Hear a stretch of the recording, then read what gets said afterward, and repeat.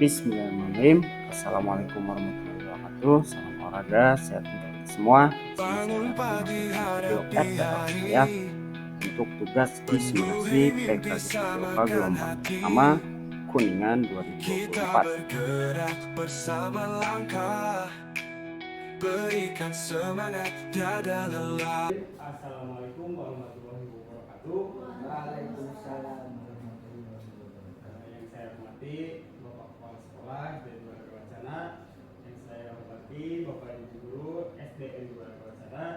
Terima kasih sudah meluangkan sedikit waktu di siang hari ini untuk sosialisasi pembelajaran berbasis proyek dengan komunitas belajar sekolah yang berjudul Gitar Mantra atau Gerakan Melestarikan Permainan Tradisional. Dan ini sebagai tugas di simulasi rencana tindak lanjut PJOK saya gelombang pertama Kabupaten Kuningan 2024. Sudah saja ke materi. Yang pertama, latar belakang. Indonesia adalah negara yang kaya akan budaya, bahasa, adat istiadat maupun permainan tradisional yang berbeda-beda di setiap daerah yang perlu dijaga dan dilestarikan. Dengan mengangkat permainan tradisional, kita dapat membantu peserta didik untuk mengenal dan memahami budayanya sendiri. Seiring dengan perkembangan teknologi, peserta didik cenderung senang bermain gadget dan game online. Hal ini menyebabkan aktivitas fisik peserta didik berkurang dan interaksi sosial yang rendah. Pada dasarnya, peserta didik membutuhkan aktivitas fisik untuk merangsang pertumbuhan dan perkembangan. Dengan bermain permainan bersama kelompok dapat menumbuhkan perasaan senang, membangun interaksi sosial, dan melatih kerjasama. Apalagi tantangan di era masa depan mengharuskan peserta didik mampu berpikir kritis menghadapi situasi lingkungan yang berbeda. Menurunnya minat gerak atau aktivitas fisik ini dan interaksi sosial peserta didik khususnya untuk melestarikan olahraga tradisional menjadi dasar terbentuknya program ini. Dan program ini bagian dari pembelajaran gerak yang memuat gerak dasar lokomotor, non-lokomotor, dan manipulatif. Selanjutnya, sini ada 4 tujuan proyek yang saya kembangkan. Yang pertama, menjaga dan melestarikan kearifan lokal. Yang kedua, meningkatkan kesehatan dan mental siswa. Yang ketiga, membangun karakter peserta didik. Dan yang keempat, menciptakan suasana yang menyenangkan di sekolah. Selanjutnya, ada capaian langkah-langkah dan hasil yang diharapkan. Pertama, capaian kegiatan. Capaiannya adalah memberikan pengalaman nyata kepada peserta didik, mengembangkan dan melestarikan permainan tradisional. Dan langkah-langkahnya, pertama ada pengenalan, yang kedua eksplorasi, yang ketiga proyek, yang keempat akhir proyek. Pertama, pengenalan, yaitu guru menjelaskan kepada peserta didik terkait kegiatan kelima dengan tema permainan tradisional, menjelaskan tentang pelaksanaan proyek, apa yang perlu dipersiapkan, manfaat proyek, dengan siapa peserta didik akan bekerja sama, dan lainnya. Yang kedua, guru eksplorasi, guru memfasilitasi peserta didik untuk mencari berbagai sumber belajar terkait permainan tradisional. Guru juga memberikan bimbingan dan arahan pada peserta didik. Ketiga, proyek, yaitu aktivitas peserta didik merancang dan membuat produk sebagai hasil belajar. Dan yang keempat, aktif proyek, asesmen untuk mereview pengalaman bermain untuk mencapai tujuan utama proyek. Dan hasil yang diharapkan di dalam proyek yang saya buat, yaitu dengan keberagaman kegiatan permainan tradisional tersebut, peserta didik dapat berkolaborasi, bekerja sama bersama dengan kelompok dan menanamkan nilai-nilai profil pelajar Pancasila yang membentuk budi pekerti. Selanjutnya, sini ada struktur program dan mitra dalam KBS atau kelompok belajar sekolah. Pertama ada jenis program. Program yang dibuat ini termasuk ke dalam program kokurikuler yang dapat menjadi sebuah upaya untuk semakin mendalami dan menghayati materi pelajaran yang didapat melalui kegiatan intrakurikuler terutama dalam pembelajaran PJOK. Dan sasaran program sini ada mapel lokomotif itu PJOK saya sendiri. Kedua, mapel terlibat ada kepala sekolah dan guru kelas.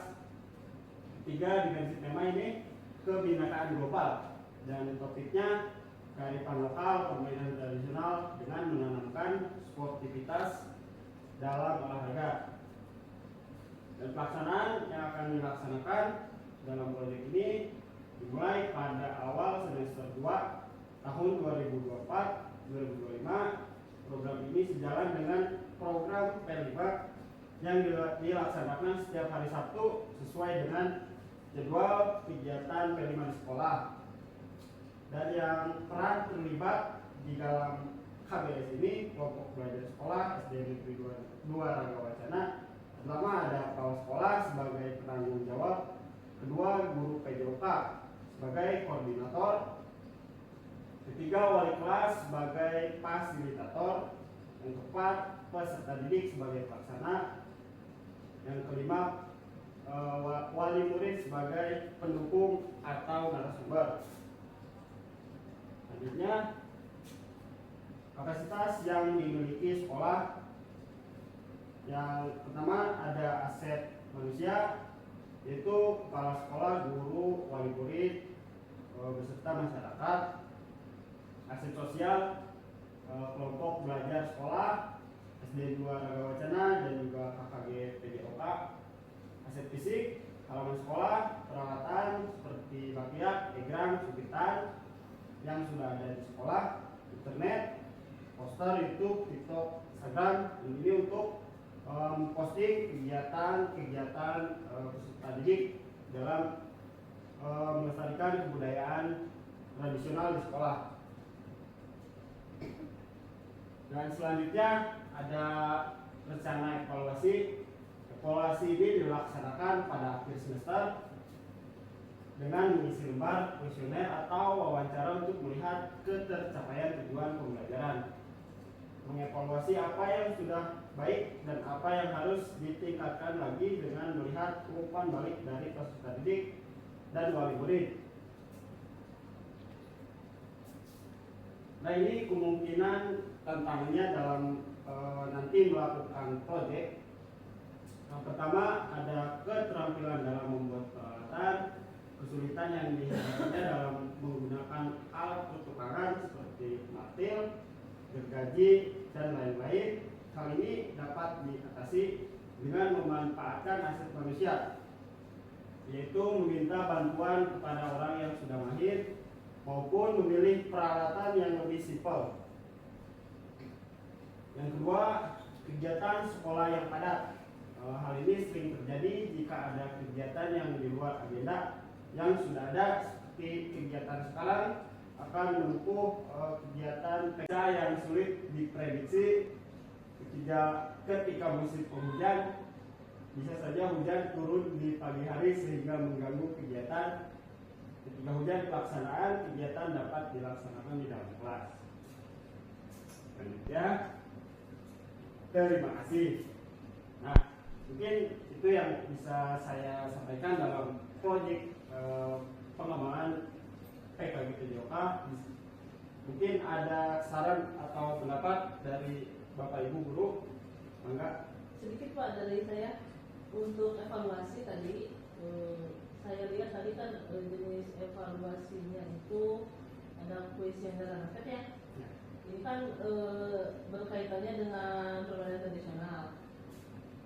Mungkin sebaiknya akan lebih baik apabila jenis evaluasinya itu penilaian praktek. Jangan angket atau kuesioner. Nanti kalau angket kuesioner bisa digunakan dalam ini Bapak untuk mendapatkan umpan balik dari siswa terhadap proses pembelajaran. Terus pelaksanaannya sebaiknya tidak di akhir semester Pak. Ini kan ada beberapa yang mau diajarkannya, ada beberapa permainan.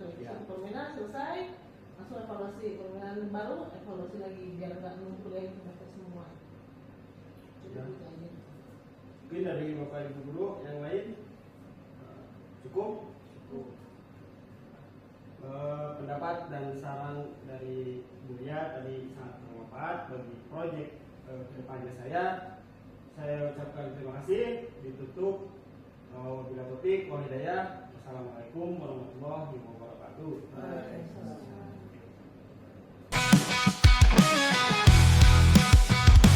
Kita barisan pantang menyerah, pantang pulang sebelum kita menang. Dengan semangat baja dalam hati,